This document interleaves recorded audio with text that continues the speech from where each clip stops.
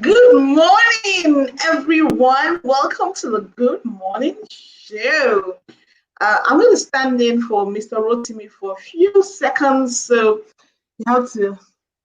So good morning, everyone. Good morning, everyone joining us. Good morning. Good morning. Good morning. Your beautiful, beautiful face. We are so happy you're here with us. Yes. Let me see your Good face as morning, well, ma. and your McLean smile. You know, the one that our phone shades for, but who might really from way back there. So good morning, everyone. If you're joining us, this is the Good Morning Show. Let me be like Mr. Rotimi. It's always a good morning on the Good Morning Show. So welcome, everyone. Thank you, everyone, for joining us. Of course, we have to ring the bell of blessing for our number one tribesman, none other than Favor Idogu, who is always Favor. here bright and early. Favor, good morning. Thank you for Good joining morning, us Favor. always. For being the first person. I hope KK's book has gotten across to you and you're enjoying and being blessed. Thank you, Oluwadamilola Afiz Ali. Thank you for joining us on the Good Morning Show. And everyone else, just let us know where you're joining from. We're excited to have you. And today the topic is interesting. We're going to be talking about birthing the dedication dream. Without much ado, I would say let's speed in and take the headlines. Please, can we have the headlines? Can we have the headlines? Oh, okay. Well, while our technical team is trying to get us the headlines, maybe we can just find out from KK. KK, what has been happening? How's your week been? It's been so busy. Absolutely. Oh, I mean, I'm typically busy, but this busy, I had to go out a lot because of the whole reopening and, and that's the power of networking, right? So, somebody in my network called me up and I had to go and work with the OEQA frontline customer service team. I had to train them on Monday on how to handle customer service issues, and that was just fabulous. And then, of course, my team, I had to sit down and work with them. Yesterday, we're in Alausa, again, based on networks and how to help schools in general, just get ready to reopen and get their ready to learn permit. So it's been good. It's been busy, but really good. Yes, it's been good. I think now that everybody has seen that Lagos State is getting its teachers ready, it's getting its schools ready, there has been like a pickup on pace. There's been a pickup on pace. So unlike, what we had the earlier months when there was a lot of uncertainty, it seems as if there's more certainty that we are going to resume. Of course, the exact date, when exactly, and what manner of resumption might not be very clear, but we know that, we're really going to resume. Yeah. And then there's a lot of I saw some information saying that the resumption is going to be phased. So it's not everyone that is going to resume on the 21st. There was information was released, I think, about yesterday from one of the top offices saying that those from primary 6 would be graduated to JSS1 and it will just be in phases. It won't just be like the entire school population resuming at the same time. Let me see if I can even get that. Honestly, that is absolutely correct. There was a Lagos State actually put out the communication that the primary schools would not resume on the 21st of September. But I think irrespective of that, people know that the date is sooner. Like before we were in the dark, but people know that it's sooner. So there is a lot of preparations going on in the background for schools to resume. Some schools are deciding to resume online first, and then whenever physical school happens. So that's really good. Ugochi, you're going to say something. Yes, I was agreeing with you that yes, that at least that uncertainty is no longer there. Everybody is now seeing the possibility of that act of school resuming, and everybody's beginning to work towards it. And so the thing is, yes, school is resuming, right? But it's not necessarily that, and then of course other aspects can come in. But at least people are now more certain that it's happening. Yeah, but you know, a lot of times when you hear Lagos State refer, me? Yes, we did. We did. I mean, a lot of times when you hear Lagos State say something like our schools, they do not necessarily include the private sector in that broad communication. So I think we need to also begin to ask, of course, there's no way everybody can resume at the same time. I mean, in the meeting yesterday, we had a school that said, oh, but we're a fully boarding school. So how are we going to manage in terms of alternating? And they were like, well, you're going to have to find something to do. You know, so it was clear that they're serious about the fact that there must be blended learning, because they keep asking, what's your online component? What's your physical component? So, but I think we should all just, you know, wait for a bit more information in terms of private sector and public sector. You know, is that news all encompassing? Plus, like Titi said, and even Safety Chick, let's just keep preparing. There's nothing like too much preparation. Let's just prepare. Let's just exactly. We have Rhoda in the house. Good morning, Rhoda. Good morning. Welcome. Good morning. Good morning, girls. I feel the energy. I feel it. Yes, how are you? The energy is there. Rhoda, what are you doing in terms of preparation for school resumption? So how is the hustle and bustle at the back end for Bridge? Oh my God! Yeah. Oh my God! Do you want to know? It is a lot. Where do I start from? Right from trying to determine what the actual academic calendar is going to be, getting professional development done, ensuring that, and for us, it's a network of schools, so we actually think in scale at numbers. So we're doing our communications plan, doing our learning plan. We're also, of course, going to train over 2,000 teachers as technical partners with Lagos State. 200 schools starting from next week. So a lot of planning has gone into that. I mean, I can't even go into details, but a lot more of a lot of work we're doing at the back end. But Keke, I have a question for Keke. Keke, so you said something triggered. You said you've been with the OEQA, and in particular, that department is the department that have been trying to understand what the academic calendar is from them. I know that the guidance, and Titi actually mentioned this. Guidance is, or was it KK? You said when they say our schools are opening, they don't necessarily mean private schools. But I think that the official academic calendar is a guidance of sorts. It's always a guidance to what everybody else does. So, for example, if they don't bring it out, then it's impossible to know if it's out there, if we're going to even take some holidays or whether or not. Or, for example, when is it likely going to be a midterm or not? Or for example, if there should even be a midterm or not. So there's the direction. I'm really just hoping that the official academic calendar is going to come out as quickly as possible. Somebody on TV yesterday, I think, I can't remember his particular name, who says, no, that it's not likely that primary schools are going to begin on 21st. So it's a bit confusing. So one thing, I mean, I'm hoping that we get soon is an official academic calendar. If they can speed up that process, make a decision. I think this is now to make a decision will be fine. So can you answer the question? Well, from discussions that I've had, it had to do with the fact that a lot of times that they were focusing on public schools and trying to get resources, infrastructure in terms of their teachers, like Rhoda has rightly mentioned, the academic calendar, communication plan for the public as well, just the entire structure around how is this going to work? Is it going to work?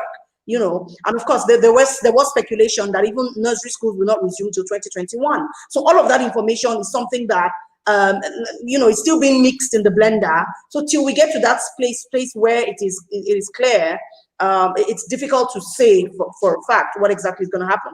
But yes, it is. We are, till the calendar comes out, then it's difficult for anybody to say for a fact, yes, we are going back to school. So, and it is blended learning. So, and with that, knowing now that blended learning has been approved in terms of as a model of education in Lagos State, and I think across the nation, generally speaking, then it's something that regardless of whether the calendar comes out or it doesn't come out, people can start planning towards a blended learning framework and say to ourselves, can we start virtually? And what is in terms of academic planning? And so you will start your remedial lessons in the first few weeks, and that's fine because you do have part of second term and for a lot of schools, the entire third term to cover. So create a remedial plan and begin to push that out online. And that doesn't necessarily mean you have a learning management system. It can be WhatsApp, it can be, whatever works. Just have a plan. Right? Even if you want to hook up your students to Mindset Pop and DST, it's fine. Whatever you need to do, you just need to have a plan that gives your entire community a sense of direction, knowing that, look, you as a school community, you are ready to step into that place where you can carry the community forward because you can show very clearly what the next steps are for you as an institution. So, I mean, that's Okay, I hear you loud and clear, and I agree with you, depending on the bracket of the income or the bracket of schools. This is a real struggle when it comes to my own community of schools, where and it's a real struggle. So when we say remedials, when we say virtual, when we say online, there are a lot of things to happen there, and again, the determination of what is supposed to be done, because you're going to have to consider implementing the CDC guidelines as part of the process, the procedures, or the process for going back to school. You're going to have to decide your student count. You're going to have to decide your student people ratio. Those things also affect resources that will be bought. In some schools, there are shared resources being used. Now you can say, okay, what is this resource? Is that from being shared to being a single-owned resource? There's a lot of cost that goes into that. So, again, I don't know. I mean, there's no one silver bullet, that is a solving, but I guess enough guidance has been given. People just now have to be innovative, as you're saying. So depending on your bracket, you just figure it out, and I'm hoping, I don't know. I've heard, of course, clearly the ECDE group of children having to return to school in 2020. By 2021. January, I think I heard also, but I'm hopeful that, just for us to make a clear decision so people just really know what to do. I think starting out with that official academic calendar would be hugely helpful. It'd be hugely helpful. It'll give a sense of direction for many people. And then, I think people are working on the document that they have. So I hope that comes out, clearly. I think that for the smaller children, the early childhood group, the reason why it's seeming like there's going to be some sort of delay for them, it's regarding this mask thing. If WHO is saying that 5 years and below should not wear it because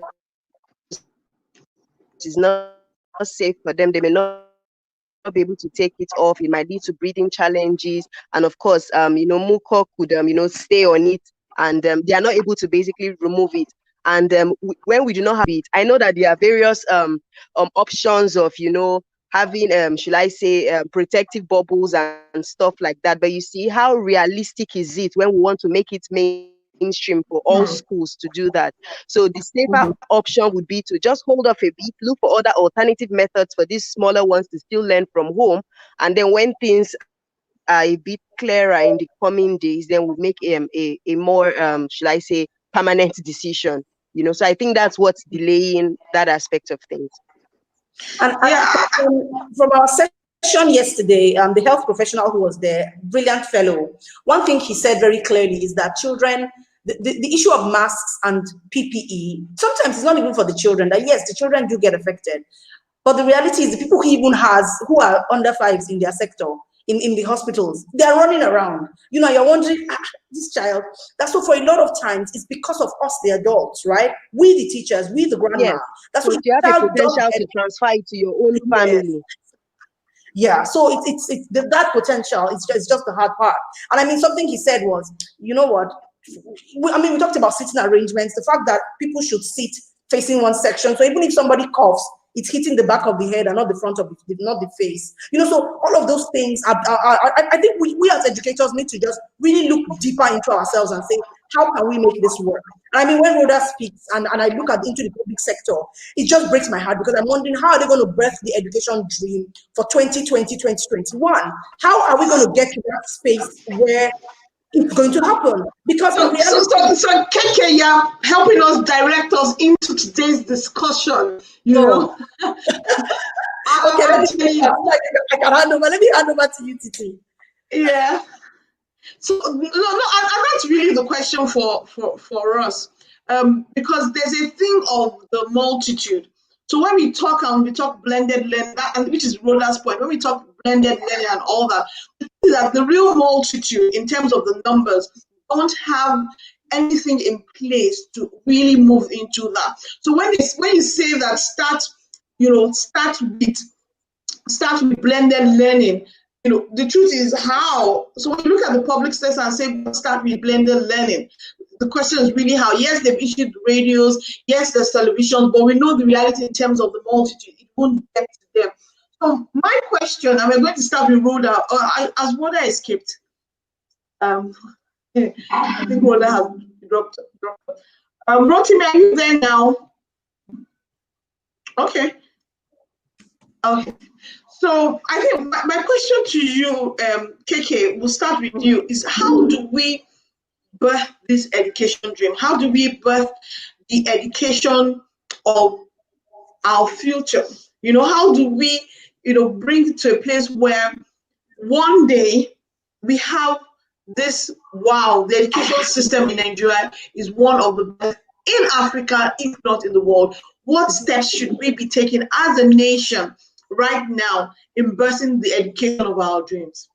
Yeah, so the first thing, for me, the first thing is to ask ourselves, what is the education dream in context, right? So there's this beautiful concept of what education should be, and it's not necessarily limited to our classrooms. It's not necessarily limited to a building, right? Education is something that transcends sectors. It is something that transcends even in age, it transcends centuries, continents. So we need to look into ourselves and say, what exactly is the education dream for us? And then we need to ask ourselves, where are we? So it's almost like doing a gap analysis, which is something we talked about on Wednesday, or was it Wednesday, I believe, when we talked about having the data that drives the action, right? So we need to look at ourselves, do a gap analysis and say, what exactly needs to be done? Where are we in terms of education? Where do we want to be? Where do we want to go? And we look at every single part of it. We look at all of the sectors involved. So tertiary, secondary, primary, informal education space. So things like your technical colleges. We need to look at every single thing and ask ourselves, how are we equipping our learners to even be relevant in Nigeria, first of all, in Lagos State, in Abuja, in look at it like that and say, how are we equipping our learners? What are the gaps that we have in this space? When we do that, then we can begin to look into the sector and say, okay, so what is the part of teacher training colleges? What is the part of the parents? Because we cannot take them out when we look at the huge chunk of basic education, right? We can't take out the parents. Then we look at the workspaces as well. How are people being enabled in their offices? So it's a huge thing that we need to look at. But first of all, it starts with a gap assessment. It starts with looking inwards and saying, what exactly is the problem here? How can we solve this problem? How can we get to where we need to be using the resources that we have? How do we reallocate resources? I mean, how do we even prioritize and say, okay, looking into this blended learning again. Now, the problem is for a lot of people, we're looking at one size fits all, and it doesn't work. It's impossible. To be honest with you, let me even use my community as an example. Looking into my community, I can see so much in terms of dichotomy and what I need to do to put in place. Sometimes it's overwhelming and I'm dizzy just thinking about it, right? Because you must think about the creche. I mean, all the toys and things that we used to play with them, that is going to be taken out, for example. We must look at this spacing in terms of the beds. There's just so much to look at. So we cannot look at one size and say, this is going to fit all. To birth your education dream, you need to first of all have an understanding of what your education dream is. When you can see it, you have that vision, then you can put the roadmap towards getting there. But if you can't see it, then you cannot get there because there's nothing to work towards, right? And then of course you begin to look at resource allocation, education, look at stakeholder support, look at the different vehicles to get there. The classroom is one vehicle. There's so many other vehicles. And we've talked about it on the show. The fact that even when you come through this Good Morning Education Show channel and run through all that we have talked about, it is such a huge developmental tool. But how many people are using it? How many people are seeing it? Right? So first of all, it starts with you knowing what exactly that drill is. And then you can begin to put tactics in place to say, this is our learning outcome in terms of what we have seen as our goal. Yeah? Thanks, Titi. Yeah, okay, I really agree with you. I think the first step is what kind of education do we want? We don't seem to be a country that does a lot of very forward-looking planning. So have a 2020 vision is something that is carried along. So we need to say, and I think it's not to be a jack of all trades. Exactly. I think it's to say, when it comes to the various classes, this is where we want to get to. This is the target for everybody. And I think when we also make plans, a 5-10-year plan, it's something that it should be made known. Something that is planned in the seat of power. It's something that, you put it out there. You put it out there on newspapers, and every period you're doing a bit of reporting on it. You're doing reporting to say, this is how far we've done. This is what, it's just like the SDG goals. So, the nations came together and created 17 goals. And every time there is reporting on it. They listed out very, very detailed under each of the goals what we should be trying to achieve. So that it's very clear. And every time everybody is meant to be planning. You can see that now the SDG goals is driving a lot of things. Not only is it driving the nations, it's also driving businesses. Because there's more support in terms of when you're doing something that's in line with the SDG goals. And that's what I feel that should happen with education, whereby there's a master plan. It's very detailed in terms of a master plan. And everything is given to support, governments, companies, corporate individuals that are supporting this, dream. It doesn't have to be, we don't have to be jack of all trades. If we decide and say, we want to be a technology hub, then we know that we are being driven. Because I think when you plan to be everything, that's when you end up being nothing. You can decide this is what we want to do, especially looking at the skills of the future. Because when I look at Nigeria today, I have to ask myself, what is Nigeria educational system? What are we said we want to be known for? What are we said we want to stand for? And I can't think of anything. Nothing comes to mind. So it's not clear to everybody, it's not clear to the government, it's not clear to all the stakeholders, then how do we ensure that everybody is working towards it? So look at banks that want to drive financial inclusion. So you see that they make very deliberate action tests. So a lot of what they do becomes like a litmus test to check that they are driving that. So I would say that I agree with you in saying that's where we want to start with. But my next question is looking at the way power happens in Nigeria. When I mean power, is the fact that you have your government that sits for 4 years, and if you're lucky, it will sit for 8. Yeah. When it comes to a leadership, you find that you need, as you change government, you find that their priorities change. So a typical example is, I look at what was happening in Cross River. The plans of Donald Duke with regards, creating an industrial center.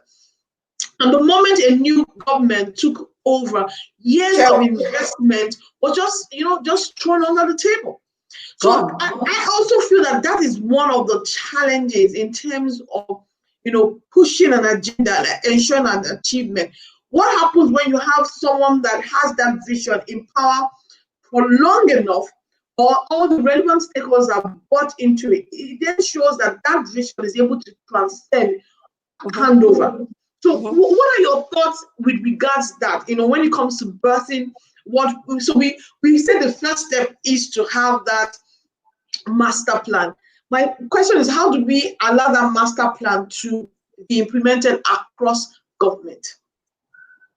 Oh, this is interesting, Nana. Yes, I like Nana's comment. She says, I'm exhausted for you. My question is, do you really think that early years learners should be kept at home when all the other schools resume. We'll come back to that. Because we have all our early learners back in the early learning space in Ireland. We'll come back to that. Take my questions, and then we'll come back to this wonderful comments by yeah. So the reality, right, Titi, education has never been planned for. No, it hasn't. So when you look at government and the changes in government, education is always like bottom rung of the ladder, if it even shows on the ladder at all. It's just like a forgotten planet, There are those people that go to school, let's see what we can. And that needs to change. But if we are waiting for it to change, and we are waiting for government to do something about that change, we might be in Neverland, to be honest. So for me, I'm saying, can we look into our institutions ourselves? Now, if you think about outside this country, and I'm sorry to use that as an example, there are some certain schools in the UK, for example, when you think about engineering, you think Manchester, right? When you think about engineering as well, you think Glasgow University. So there are certain universities that you think about and you say, this is what it is. When you think commerce and business, you begin to look at Coventry, right? So these universities, it doesn't mean they don't do all these other things. They do, but it's like right back to where you talked about niching. So they know what it is that they know what it is that they're for. There are some other secondary schools where if you want your child to go into a sports-related university, you better go into that secondary and primary school because they would groom your child to get that scholarship that they need. So that's what I am thinking about. Can we begin to look at ourselves like that and have a master plan for ourselves in the education sector? Can we look into, the best way is for the industry to say, you know what, let industry be like a feedback system for us in the education sector. When we then know what the problems are, and that is why we know 21st century skills, right? We know what skills are needed in the next 5 to 10 years. That's because somebody has looked into the industry right now, analyzed the data and said, this is where we're going. So this is how we need to begin to develop our children, develop our schools. These are the kind of skills you want to begin to include in your learning system. So that, of course, is something that we need to look at in the education sector and say, okay, what do we want to be known for? What are the problems in our society? Titi, if I ask you what the problems you have right now, when you're trying to hire people, you can give me like 1 million. Right? No, that's your feedback. That's your feedback, Titi, should be plugged into the education sector. And that's what begins to fashion our action plans. So I know, for example, what it is I want to do in my school because I know the kind of learners I am trying to groom. They're not people who are robots who just do what they're told. No, they question the status quo. But again, if you don't know who you are in your school, in your niche, then it's difficult for you to even begin to look into the government because the government has so many other things. Maybe priorities shouldn't be where they are, but their priorities are their priorities. Their plans are their plans. And much as we would like to force their hand to make education a priority, sadly, it's something that the private sector is going to have to adopt the public sector in this race because it's just not there yet. So I would say, can every institution, can every body, can we split it up into certain bodies and can we begin to look at it? And one way to do this is to look at our education networks. So we have NAPS, we have APEN, we have so many of those networks. And in those networks, instead of just sitting down and dealing with what is or what was, can we begin to look into the future when we are planning these events and see how we can actually look at each school in our environment and say, what is it that you're known for? And let them look deeper into their systems. And that way they begin to create they're visible in their own rights because they know exactly who they are in the space that they operate. So, that's how I would look at it, because we would be in Siberia if we are waiting for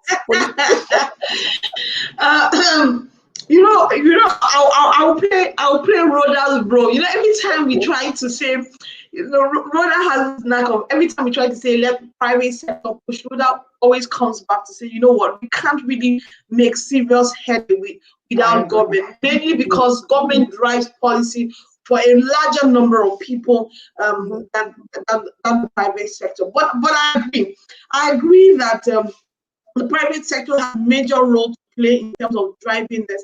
I'm really one where I'm beginning to see that when we, the people and the populace, stand up as one united voice to continue to push the government into credibility and accountability, then things will begin to change.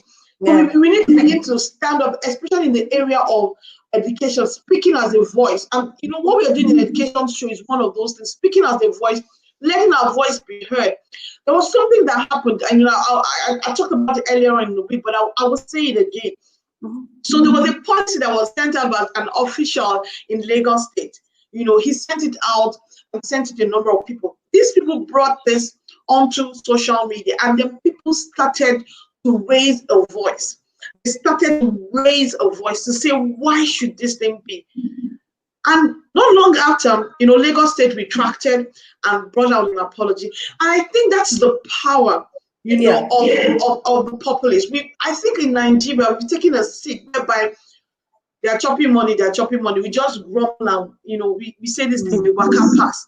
We grumble out. I think it's time that we raise a voice and ask government to be more transparent, to be more accountable. And it's not just even in government, in every organization, in every business that we are in.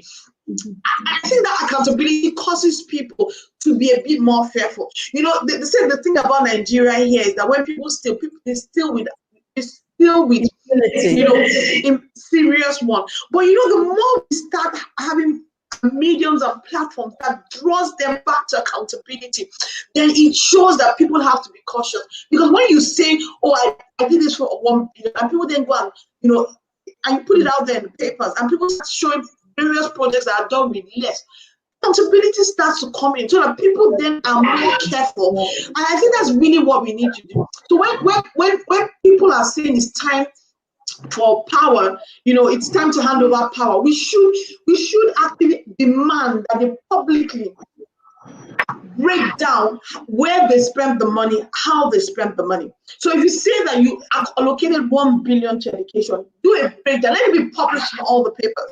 That some people can come out, and if you are a recipient of that, you can come out and verify. I think we need to get to a place here where we demand accountability and transparency of the government. To me, Enitayo, welcome to the show. You've been here in the background. I'm happy to have you. But I need to read a bell of blessing to welcome you specially today. Welcome, ladies and gentlemen, welcome to the Good Morning Education Show. This voice you cannot pretend, you cannot project, you cannot hijack, you cannot pirate. My name is Rotimi. I'm excited to see these two powerful cousins on Amazon in the education space and the entrepreneurship space doing fantastic work. They're already birthing the dream, as you can see. And thank you for all of you who are sending your comments, who are sending your questions, who are tackling KK for me. Nana, you are blessed. You it all the way. Thank you so much for putting that hit out. And I can't just, don't worry, let me not say much. I saw Rhoda, I saw Safety Chick, and I felt that I needed to come in to represent the Prophet Jude, and also the man, Eben as well. So it will be unfair not to have the men represented in today's show. But it's been a great stuff listening to you guys, and I'm sure that thank you for representing. And need I say that I was almost threatened this morning by someone on the show. I don't want to say that. Sealed lips.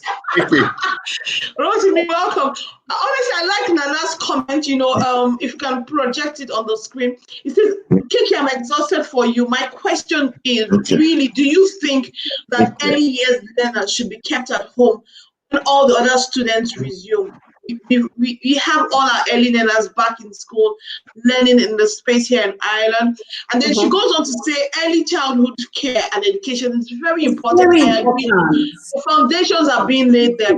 We have research to prove that they provide immediate and long-term skills that empower children for life. In my opinion, we don't pay enough attention to this sector. Okay, I will let you start, before I add to that. What's your response to the first 5 years? The first 5 years are critical. 95% of brain and even psychology development and all of that happens in the first 5 years. So keeping them at home, I don't see that it helps. Not because they cannot be empowered, but because we have a culture in Nigeria where when the children are at home, especially that age, we have been told, what are they learning? Even in school, that's what we have been told. What are they doing in school? It's not to come and sleep and play. They've forgotten that play is the work of the child. right? So in my opinion, I don't see that they should be the ones that should be kept at home. Because guess what? All these other older children can handle online learning. Online learning, unlike the younger children. So it's so important that we honestly begin to look deeply into this sector and say how this sector is properly formed. I mean, I'll use that word formed, how it can affect all the other sectors positively. I mean, I know of a woman, I think she's about 50 now, and she said to me, she said, Keke, my first 5 years set me up. She said, because she was outside of the country in her first 5 years, and then they came back when she was about 6 or 7, and she went into the public school system. She said, but she knew what the right things were inside, so it never affected her. So even when they came back into wealth in their family, and they wanted to go back to school, she said she didn't lose much of the essence of who she was because her first 5 years were very strong. So the first 5 years are so critical, so critical. I tell people, look, if you don't have money for big school, spend the money you have in a good educational system the first 5 years of your child's life. Then you can decide to do the rest. That is form. But Keke, what you're saying, right? What you're saying, we need a lot of people to really understand the depth of it, because sometimes we think that because of what we've heard someone like Keke and other people saying, you know, the first 5 years very important, and then we think that what school means is send your child to a building and a facility. No. So the first 5 years is not dependent on a posh facility, but is dependent on a schooling experience. Yeah, now, that schooling experience can be available at home if there is information, there's deliberateness, there's oversight function for that. Yeah. But then, because there are people who are already professionals and they are trained in that sequence, they are so they are positioned better, you know, to make this happen in an experiential way. So while it's just like saying, you know, the way we take what do we call it? The way we take local herbs, and somebody says something like Agbo can cure, but the truth about it is Agbo doesn't have measurement. They don't say 2 tablespoons. You just find someone copy. Wait now, is it not? Swedish fire. But then what we're trying to say is we need people to understand that foundational thing. Yeah. And if possible, can we take it a step further to explain what it is? You said play. What is play? What type of play? When should play happen? You know, how much of play? You know, those things are critical answers that I want experts like you to say. And you know, the gamified expert is also here, Titi too. Yes, she's there. You know, I remember I was in a conference speaking, and you know, somebody was saying that the problem of the children now is Facebook. They are not facing their book. And then another speaker came up and said that the problem that you don't understand is the teachers are not on Facebook where the children are on Facebook. So the teacher should face the children's book, which is Facebook. And then the audience went into it was a funny experience because we were just using words, but there was some secret lessons in I think you know, Nana's point is valid, that we have this way of belittling the importance of the early years, the formation of the early years. And it's an education that needs to go to the parents. So people just, oh, what are they doing? Well, a child that's gone through a proper early years, the difference is always very clear. They're typically by the time they enter primary 1, they're more independent learners. They're more independent learners. They've learned also to be independent. You see that some people, their parents are still helping them carry their bags, but people that have gone through a proper, because they've also come into their own. And that's really what it's not about, you know, directing them. It's really about helping them to come into their own. They start out better. I agree that we belittle it. I think it's very important. I think we'll be doing them a great service if from March all the way to the end of the year they haven't done schooling. I think it's integrated service. So we, whether it's going to be physical, it's not very clear to me, but I think we have to have a very clear plan. I have a sister-in-law, and I told her the same thing. Your child is not going to school, but the most you can do is have a daily plan for him. Have a daily plan for her. To say, you know what, today, bring out all the things and say, you know what, let's sort everything is yellow. Let's sort it out. Let's move the ball. Let's go for a nature walk. And then let's be looking at things. I spent my little eyes. It has to be deliberate. It has to be very clear. Bring out nursery rhymes. Let's sing. Bring out a book. Let's read. You have to, because it's really important. So I would say that let's not push them to the side. Let's not sweep them under the carpet as we prepare for other people. Let's have a plan. I don't know whether that plan will include physical, because I understand the concerns, but let's not leave them, because they are very critical as well. We use that to come back, and I hand over to Rotimi as we come back again to today's topic, which is birthing the educational dream. Rotimi, over to you. Why so much in a hurry, Titi? Before we go, right? Let me lend my voice to some of the things that Titi just said, and to the question Rotimi asked. So when we look at birthing the education dream, right?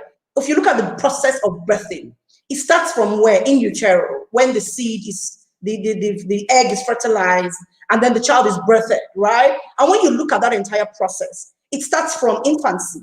And so if you look at infancy, and just following from what Titi has said, the first step is what? The child needs to understand what recognition.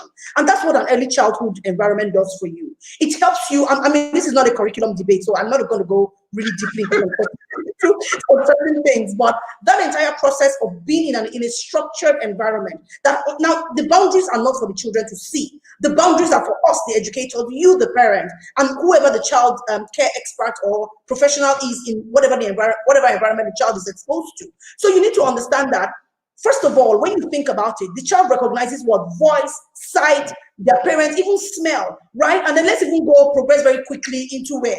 Walking. Now the child begins to walk. That's a motor skill, isn't it? And if the child doesn't walk well when they're young and they have problems with their walking, guess what? It's going to show up when they're older.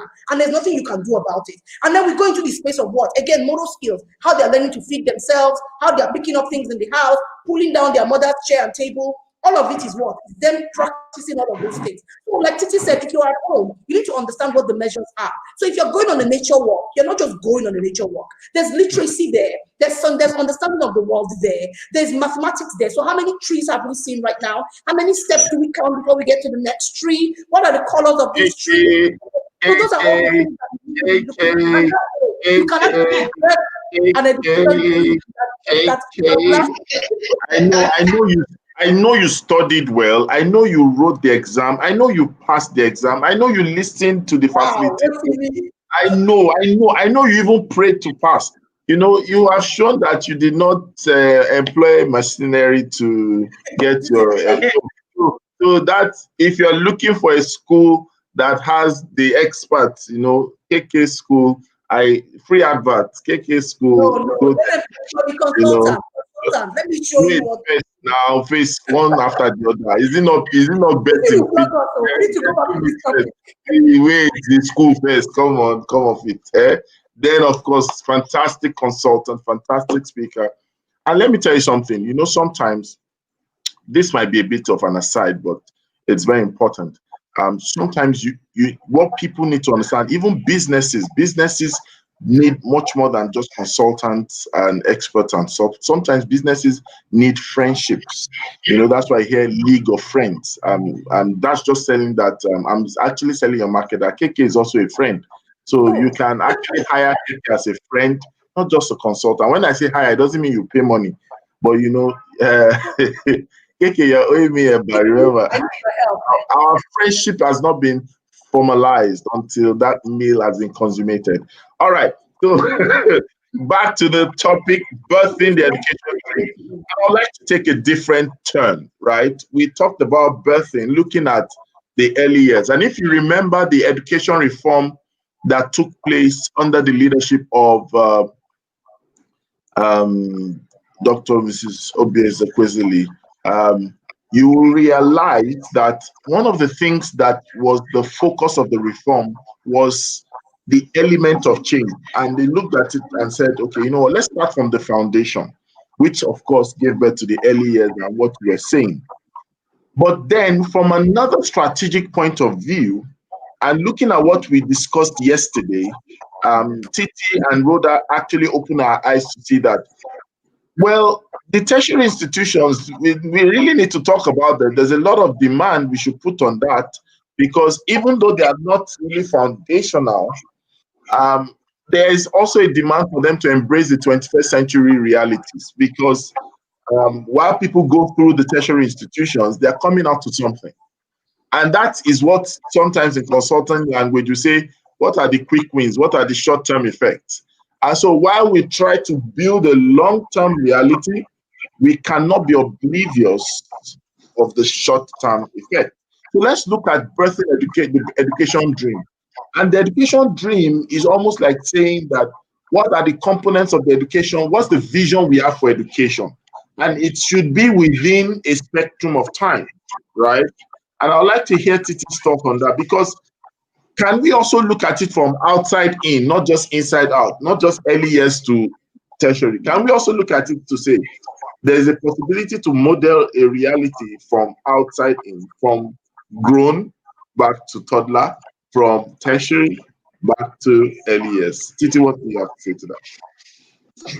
I understand your question. You're saying start from the universities and then use that to then gradually cascade the requirements down. Is that what? I think a lot of things will work simultaneously, but because there's, when things are, I don't look at things from end to end. That's why always when there's a process, when everybody's fragmented, if you have someone that sits and see the issues such that the person projects all those things down, then it's faster.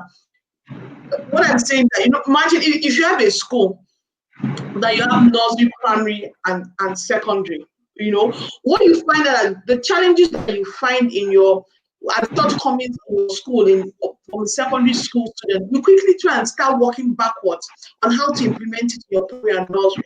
So when you find out that, and I'll give you an example. Someone once told me that how it is at nursery school, what they did was they didn't have exams, they didn't do anything. And the minute they went into their primary school, they suffered, because they were used to very unstructured learning, and then suddenly they just put them on the, so the people that came direct from their own school structure. So what did they do? They had to go back, and towards the later terms, they planned a transition, and ever then they always planned a transition such that there's a transition term. The transition, you're going to meet the class, trying to prepare you. That's what happens when one person has a bird's eye view of the complete thing. I don't know if you understand what I'm saying. So you don't have to wait till one is fully resolved to then begin to cascade the resolution in all the other areas. And I think that's what we need. If we have a way whereby we start with the tertiary, but we have a collaborative process whereby, as we discuss the issues, as we discuss our findings from it, we quickly are agreeing short-term, immediate-term, and resolutions along the whole value chain. I think that will be good. So we need serious oversight that is collaborative across sector, looking at the issue in one, then say how do we then address it in all the others, rather than just I like that. KK, I would like you to also say something, but if you notice, and this is not a point of flattery, I'm really, really excited that we were able to birth the Good Morning Education Show, because if you just look at over the past 9 to 10 weeks, we're over 2 months now. We've been able to see some things, and I've worked across different levels. Trust me, I've worked with government, I've worked with individuals, I've worked from tertiary to the primary, I've worked with individuals and clusters as well. And it's like the matters just keep stirring, and it's like when we pick one topic, just with a bit of just sharing our views, then from sharing your views, you just find out that, oh my God, some things are getting clearer, and I'm excited about, look at the kind of resource we have in the room. Look at the resource we have from our audience. Nana is giving us step by step. How would I put it? It's like, when you get hit, bam, but before you see something, it's like she sees her mind and she's gone ahead. And thankfully, these are people who are Nigerians as well. So, sometimes it looks as if we don't have the solution, but we actually have the solution. And I think this is the opportunity. It's a wake-up call for us where I think to birth the education dream, we don't need any kind of special permission. I think we need to look at that aspect very well. We don't need, because the facts are there. Okay, you are a stakeholder, you are in the field, you see these things firsthand, you train in the front end, you administer the back end. Titi, you are there, you are a parent, you are an expert, you are a consultant, you also have provision of services, you've developed solutions. And I think it's time that we really, really take this almost as if it's a national agenda to say that, look, within the lifespan, we are not the creators of life, but within our lifespan and within our generation and within our lifetime, because that's when it will make most sense to us. In our lifetime, I want to see a redefined education system, meaning that I don't want KK to be a great-great-grandma before it happens. I don't want Titi to be a great-great-great-grandma before it happens, right? I don't want to be a great-great-grandpa before it happens. I want us to be able to see that this thing can actually come to a point of inflection, that we don't just do a gradual turn, we do a sharp turn, a rapid change, And let me just share with you something, right? And I know Rhoda is with us in the spirit. Trust me, we've had this conversation before. Some years ago, I spoke about the what do they call it? The school. The school. What do you call it again? But it's a policy. It's a policy-driven conversation where why can't we have African education fashion, or why can't we have school fashion change? Where we say that what we wear as a dress code, educators should try as much as possible for the next 30 days, 60 days, or 90 days to wear an African print or an African attire to work. That is professional. That is professional. So I'm not saying you're going to tie gele as if you're in a wedding, but you should look and dress African or dressed in an African print and an African style. And I did an analysis of what that would develop. Automatically, the fashion club or the vocation club that was disregarded, the home econs club, will take a spike. Automatically, what will happen is teachers are not so. We never marketed admission to them. Automatically, we begin to market admission to them. It will create a spike. Because what will happen is, I remember the former governor of Lagos State, he was speaking to us in a meeting some years ago, and he said when they did the particular carnival, I don't know if you remember that carnival, it blended with your carnival and the boat regatta, something like that. Yeah. There was, listen, he quoted, there was no single glue in Lagos. There was no pin and glue in Lagos. They had to mop up glue from markets in Southwest. In fact, they promised people selling that they were going to help them accelerate import. That is what one event that lasted one weekend, Saturday, Sunday, 2 days, and everyone selling glue, Mushin Market, Lagos Island, everyone became rich and there was no more. Now think about it. When you have a dream that you want to help a child and your dream is expressed as a school, guess what? You start a school uniform maker comes up. The economy of school uniforms. We have 18,000 schools in Lagos and above. That economy of uniform, think about it. So it's just like saying that if we don't start to, have that plan where we need to birth something, I don't think that we need any special permission to do what we do. Yeah. So Titi. Yeah, you're so on point. We've said a lot, we are running out of time, but we've said a lot. And what I'll pick up from it, that is really resonating with me is that we don't need permission. We don't need permission. Sometimes I think that's one of the things about us Nigerians. We're always waiting for someone to, give us permission to be and to make changes. But we don't need permission. We can start, in our own little corners of our various parts, start to begin to birth, the dream of tomorrow. And I say it that, we have to also birth the mindset that there's nowhere to run to, because that's one of the things that, affects us as Nigerians, whereby we feel that there's a plan B. So everybody's making a plan B. Everybody's making a plan B whereby the education, whatever in Nigeria is bad. I'll send my child to, even in worst case, I'll send my child to Ghana. We have a plan. So we need that thing where we are looking inwards. We are looking at this is it. Let's build it. Nobody's going to come from outside to build it for us. We are the ones that can build it. Let's not give, let's do something. Let's do something about it now. In your own little space, let's begin to make the demand. Let's begin to educate. And everything doesn't always have to be in a formal school. So what that means is, even as a business owner, you are training, you are grooming, you are educating a breed. And that's what I tell my staff. I tell them that I don't know whether you'll be on the long haul journey with me, but I want to say that if people see you and know that you're a product of this company, they expect that you will be premium.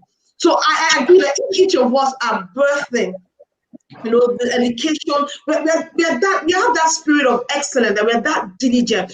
Saying that I don't know if the person will be on the long journey with me, but if the person is coming from me, there will be a spirit of excellence. There's a mind shift.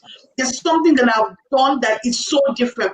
Whether your school is big, whether your school is small, whether school is in a sense of business, your trade, you're going to create that spirit of excellence. You're going to, give that person that experience that they will go on to be better human beings. I think that's what I would end with.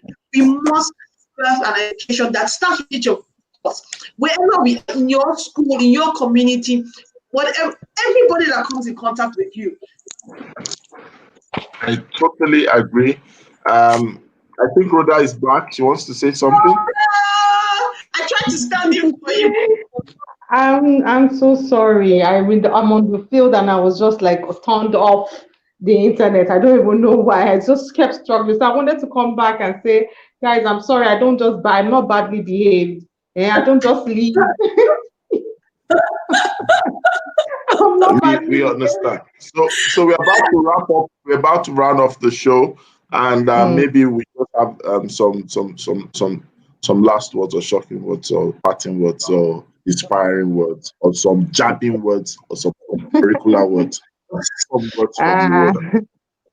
Okay, I'm so sorry. So I don't know. I didn't follow up with what everybody was saying, but I guess the topic around birthing the education dream. Let me go the route of Rotimi, who's always using acronyms, right?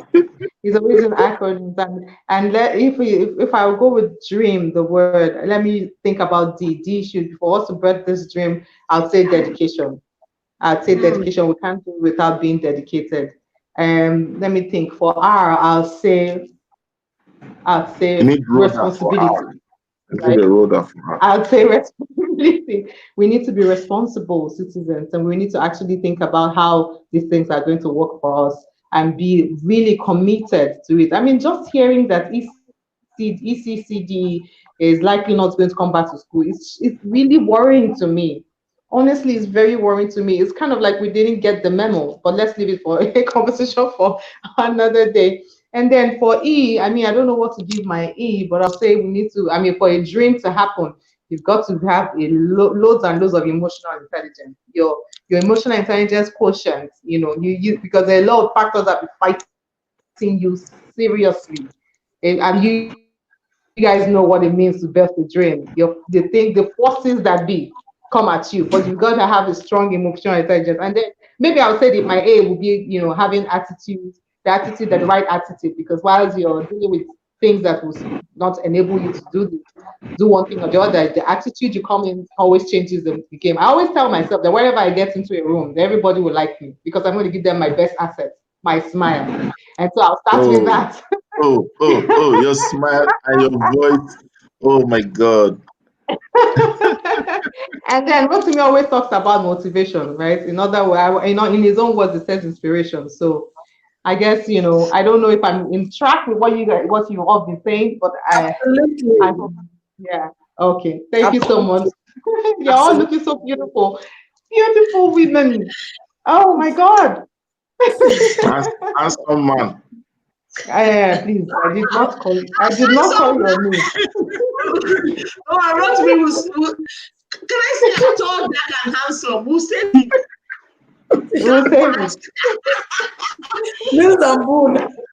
That's emotional intelligence at work. It is applying your principles already. Oh my God, you guys are politicians. Anyways, I'll tell Jude it's gonna get you in 4D. So thank you. Last words as we end the show. I'll go the route of Rhoda, and I also have an acronym for DREAM. Yeah. So my D, because for me, if you understand where it is that you're going, you have a direction. It's easy to move everybody else there towards that direction. My R is your reach and your realities. So what is where do you want to go to? Who is it exactly you want to serve? And what are the realities you're facing with right now that you need to deal with to move towards that direction that you want to go? My E is empathetic and entrepreneurial. So you must know the needs of the people you want to reach and how they're going to accept that direction. And when you're empathetic towards them, it's easy to begin to think about ways in an entrepreneurial fashion that can cause you to reach those people. So those are my E. My A is accountable. You must be accountable to your dream, to the vision, to the people. You must be accountable or nothing is going to get done. You're going to hit a roadblock and you're going to stop in your tracks. You must be accountable. My A talks to our medium and our mindset. How you plan to do these things? And what are the mindsets that you must cultivate in yourself and in the people again that you need to reach? Because you cannot do it by yourself. Education is the means to an end. So if you forget that you're moving from point A to B and you cannot go by yourself, you need to get people to work with you. That you're going to miss out and miss so many different experiences that you could have garnered and just enjoyed along the way. So birthing a dream is something that, like you said, we don't need permission to.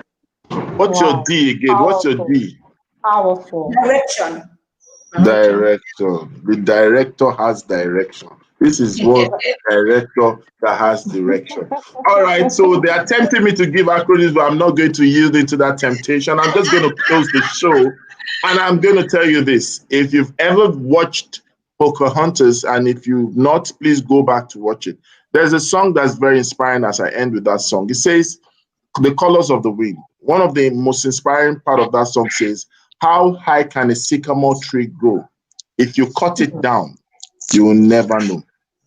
How far can education in Nigeria go? How effective is this dream? If we don't birth it, we will never know. Let's stop trying. Let's start doing." Ladies and gentlemen, this is Rotimi Eitayo, and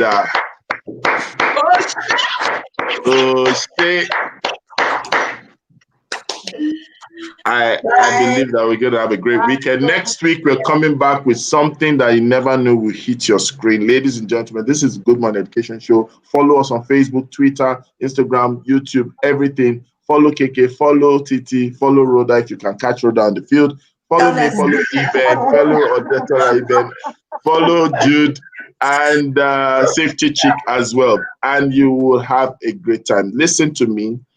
This is the time for Africa, but guess what? This is the hour for Nigeria. We'll see you next week. It's always a good morning on the Good Morning Education Show. Bye.